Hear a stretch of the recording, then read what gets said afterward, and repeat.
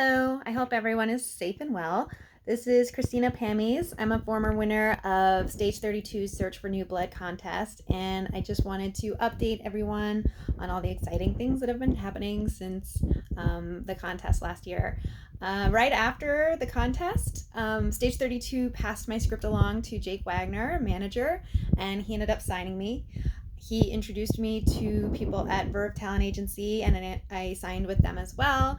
And once I had representation, it kind of opened up all these new doors for me. I started having meetings. I got into rooms to pitch. I was up for some open writing assignments. And in fact, the most recent exciting news is that I was hired for my first open writing assignment. I'm going to be writing a script for StudioCanal, a horror script called Baghead. So it's been really exciting, and I'm just very grateful for Stage 32 and the community there and all the support that they've given me. And I just wanted to say thank you and keep writing.